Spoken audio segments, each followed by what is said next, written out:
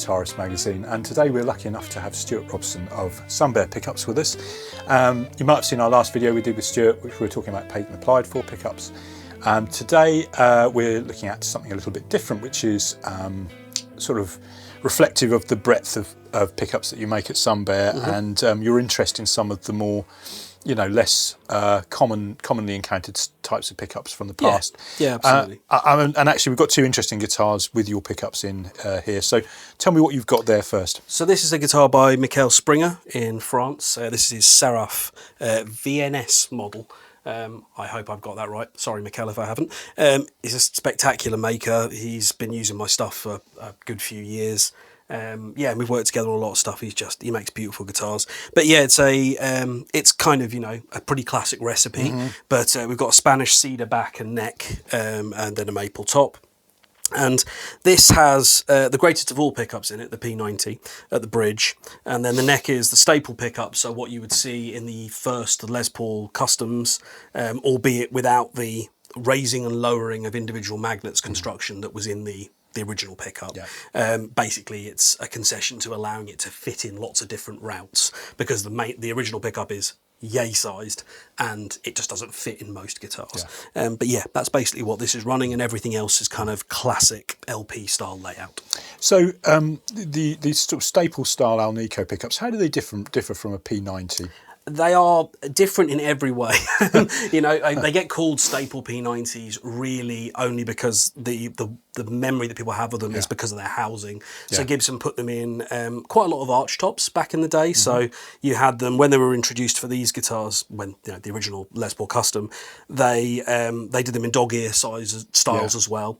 But basically the story, and it is a vintage guitar story, so, you know, but Les was out with his Les Paul Customs and he was swapping the neck pickup for a Gretsch Dynasonic, and that pickup is a completely different construction to anything that Gibson make. It's much closer to a Fender pickup really in most ways, but it has a strange height adjusting system for each of the individual round poles in that case on that pickup. And it would be fair, I think, to presume that Gibson quite wanted him to be using both Gibson pickups in their guitars. So they came up with the staple pickup, I think probably in a bit of a hurry. So it's different to the Dynasonic in magnet, in wire and in magnet shape, but the actual pickup itself is basically a Dynasonic, in all honesty. So it's much more Fender than it is Gibson in a historical sense. You know? And so the poles themselves are magnets? Yes, so whereas in a pickup like a P90 you've got two flat bar magnets underneath, in a slightly unusual setup, which is why P90s sound the way they do, this is looking straight at the strings, much like a Telecaster pickup or a Strat pickup would be. So and what are the, I mean, I've become a real fan of these now. I had a set of your staple pickups in a Telecaster neck position. Sounded great. To me, it sounded like a really good P90, but with more clarity and a bit more bell-like sort of. They have, I think they've got quite a big magnet pull, and they tend, even though they're quite direct, they seem to have a slightly wider magnetic field than some pickups like this would, and so that gives you a little bit of a flavour of the P90. But I think also it's about the fact, the kind of pickups that the kind of guitars we often put them in. So the Tele notwithstanding, but often we've put them in guitars alongside a P90, and that guitar's got a bit more throat about it anyway, and so it might sound a bit different in a very sparkly, you know, slightly plinky sounding Strat. I've seen them matched with Filtertrons actually, and that worked surprisingly well, because you get a nice crisp grind off the bridge Filtertron, and then you'd get all of that lovely sort of bell-like bloom off the staple pickup. Absolutely. So the other guitar we have here is, what year is this one? It's a 1960. 1960 Melody Maker single cut. No wings on the headstock, because this was the sort of entry level guitar for Gibson. They found ways to make it a little bit cheaper for people to afford. You know, you've got the plastic tuner buttons there. The body depth is about the same as an SG. Yes. He's saying. So in a way, although the Melody Maker has sort of it's going up now, but for a long while they weren't considered on the same sort of par with SGs and things like that. You've got the same body depth as an SG. You've got Brazilian rosewood fingerboard. You've got all of the right bits, and the only thing they didn't have was what you might call a quintessential classic pickup. Yeah, I mean, that's probably part of the reason why they didn't catch on as much as quite a lot of, you know, the old guitars have. Yeah. You know, if what's wrong with a bridge dog ear P90 and it's the same thing that's in an early gold top Les Paul or whatever else. It's already a classic pickup, but the pickup that was originally in these, which keen-eyed viewers will have seen isn't in there anymore, is quite reedy. It's effectively like half of it's not truly, but it's very similar to half a Firebird pickup with one bar magnet running through the centre of it. And they're a thing, they have a vibe, they're their own kind of character, but they are very thin, they are quite sharp, and they don't have a large amount of variance from the controls really. They're a bit on and off. So the nice thing, if you can get a pickguard cut, is that there is space underneath without doing any routing to have a Mini-Humbucker or a Firebird sized pickup in there, which is what's happened to this one. Yeah, and this is one that you've wound as one of your pickups. Yeah, that's a 58 Mini. 58 Mini, so as the name implies, it's a patent applied for style pickup. Yeah, it's basically my 58 wind and magnet spec for the 58 Archive SP P.A.F pickup, squished into that size. So inherently you have a slightly different shaped coil, you have a slightly different sized magnet, so really it's not the same pickup, but it's got that flavour about it, and it's seeing less of the string as well. So let's have a little listen to the staple. Let's hear the staple that we just talked about it.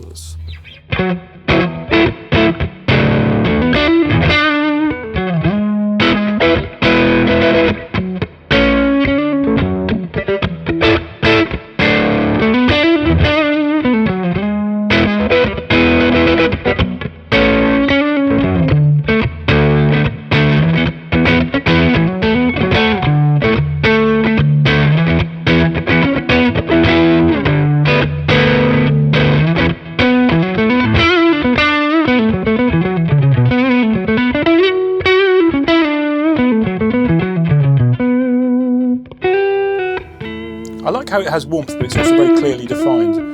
And I think great if you're a sort of person you like a Fender Strat, or you have leanings towards Fender sounds, but you want them more ballsy, and you want them in a sort of platform that's more Gibson-like.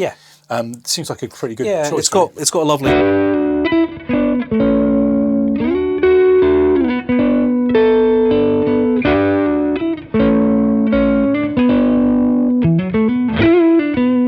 Got a very lovely, sweet kind of vocal, lyrical kind of character to it. What happens if you back it off a little bit? So we take it back to.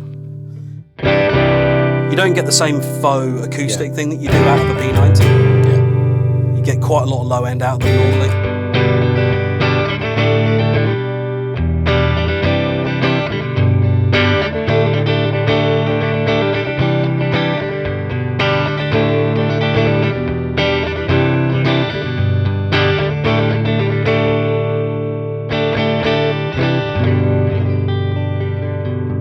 Really nice. So for all of that sort of woody sort of classic 60s and 70s sounds, it's great. I imagine that sounds really great with something like a deluxe reverb or even a tweed amp. For sure. I think the staple as a pickup generally, particularly in the neck position, is one of those pickups that just really works. It doesn't really matter where you put it. In some ways it's a bit like it's why so many people love Fender pickups so much, is that they are very much a direct, repeatable kind of sound. And the staple does give you that to a certain degree. You know, whatever we put it through, whether it's through something like the Victory here or the Vox that you're playing, it has a certain continuous clarity. Yeah, that's right, and so it's transferable to different platforms without causing too much too many mismatches. This pickup, on the other hand, do you feel this one does this translate to different? That's a very picky pickup. I find this with minis in general. It's the same with Firebird pickups, although the internal construction of Firebird pickup is completely different. You know, they're both Mini-Humbuckers, but they're not the same thing. That pickup, on any guitar that's got quite a lot of high mid-range, it'll throw loads of high mid-range. The guitars that pickup likes have a kind of an essential richness about them. And this guitar, as we were discussing before we started filming, is a really interesting mix of chime and real sort of richness and fullness, and it just seems to work. Also, if it's a bit too close to the bridge, depending on where the pickup is sat within the route of a guitar, if you have a guitar where it's really quite close, you'll hear it's really quite close. It is a bit like a Firebird pickup, so the construction is different. It's a little bit like a kind of quintessential microphone on the guitar. What you give it is what you get, you know. So with the right balance, it will give clarity to sort of warm, rich sounding guitars. Yeah. So let's have a little listen.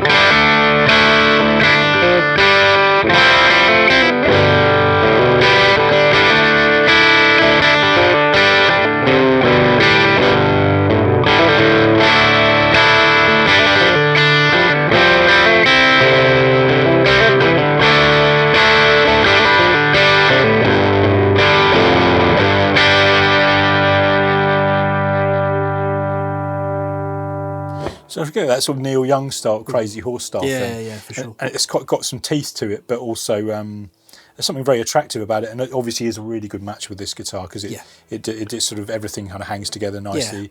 Rory Gallagher got some sounds like this from some of his guitars, and he did play Melody Makers actually, so that's interesting. Yeah, he had a humbucker in one of his. He did, didn't he did. And we're kind of, you know, we're in the same world, to be honest, but without having cut into the body.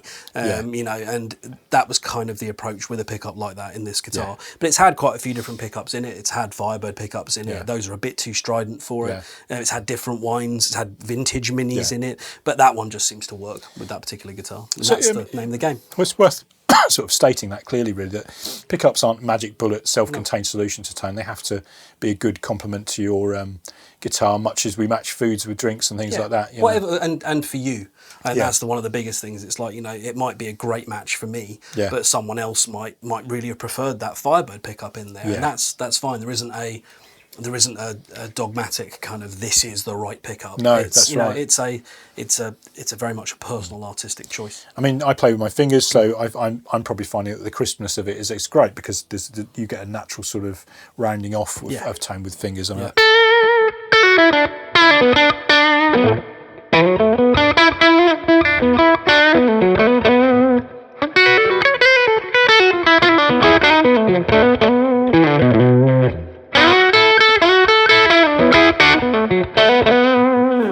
It's nice. You have to work it a little bit. Yeah. But if we switch guitars, let's switch. Let's have a little play. The interesting thing, I'll play it with a pick through a slightly different rig. Obviously, probably should have kept with the same amps actually. But if I now do the same, just do something with it as well.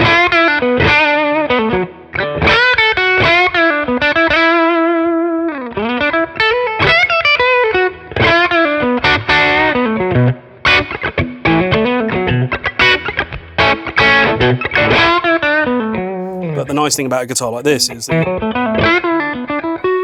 it's very sensitive, isn't it?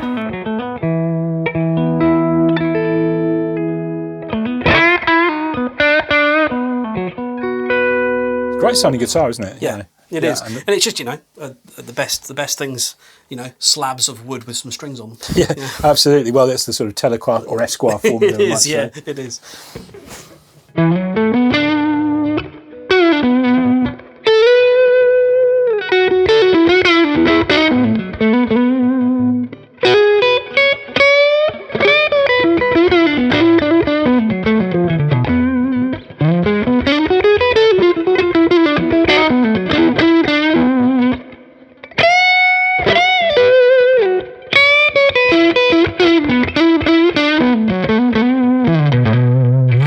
Like this, I mean, it's got that vocal quality, and it really holds together well. I mean, that one's not great, warm and splintery and kind of good like that. This has got a different thing going on, isn't it? For sure. Yeah, it's much sweeter, and you could use it for lots of different stuff. Yeah, that's right. You certainly could.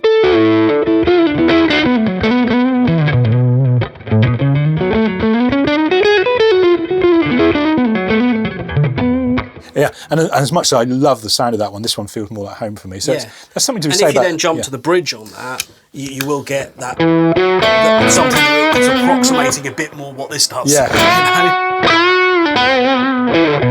know? I mean, they're different guitars, obviously, so there's that as well. But.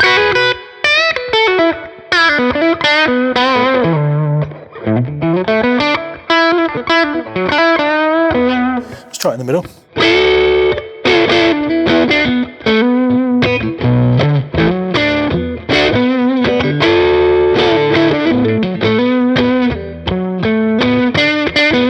Sounds killer in between. That's one of the real joys Yeah. on the original customs with that kind of Yeah. pickup mix. A lot of people talk about the middle position being the gorgeous thing. Yeah. And on those guitars, the neck pickup was wound basically as hot as the bridge, Wow. and a staple as hot as the Bridge P90 is quite a dark pickup. Yeah, so yeah. people often didn't use them. I mean, you go look like Barry Cadogan or something, when he's doing the really sort of big, low kind of thumpy thing, and then he's throwing in some of his fantastic rhythm work. He can really make that big pickup work. Yeah. But you really have to be kind of on top of it. Whereas in the middle position, you've got loads of possibilities. Right. For sure.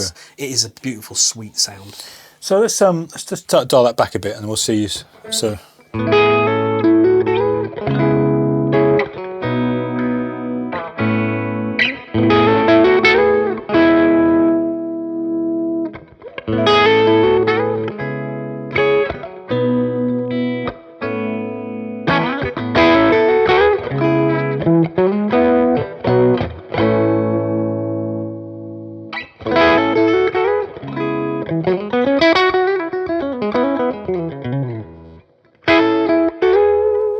It's very sweet, isn't it? And, sort of, and it holds together like turn it all the way down, and then you can wind up the wiki.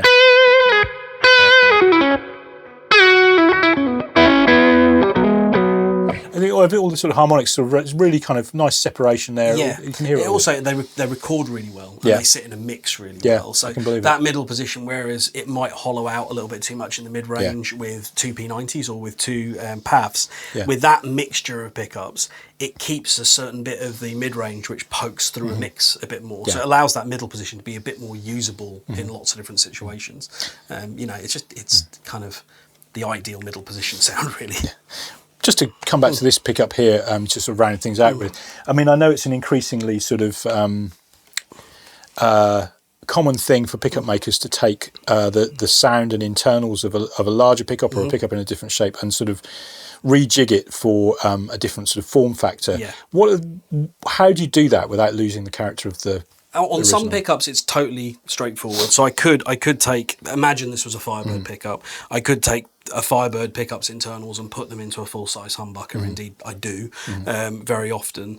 And providing it's in the same position within that space, it's going to be fine. The real question mark pickup that people are always trying to do is a P90 in a humbucker shape. Yeah.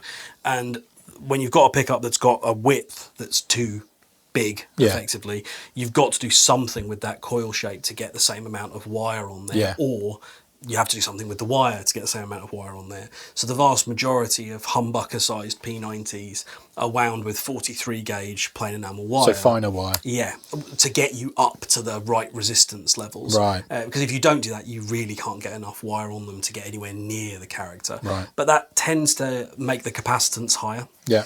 So it can make them a bit more meaty and a bit more throaty, which can be good, but it also isn't the character that you're necessarily trying to replicate.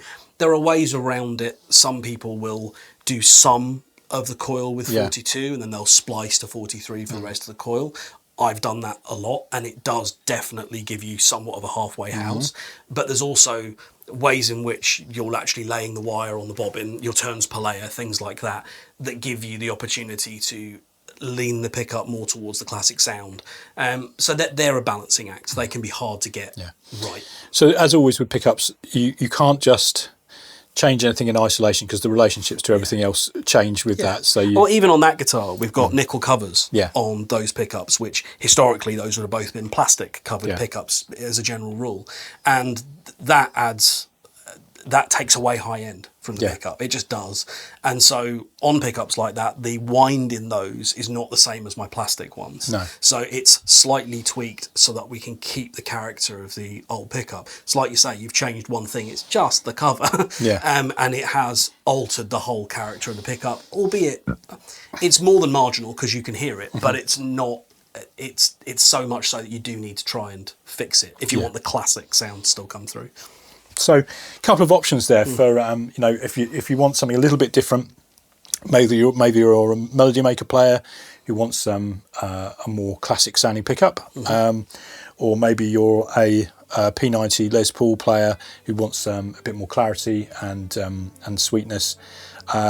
there are options out there, and Sunbear is one manufacturer who's doing that with great aplomb. So thank you very much, Jamie. Stuart, thanks so much for showing me these It's my pleasure. these sounds and guitars. Thank you for having me. So thanks very much for joining us. If you enjoyed that, hit like and subscribe. Do let us know what you think in the comments, and see you next time.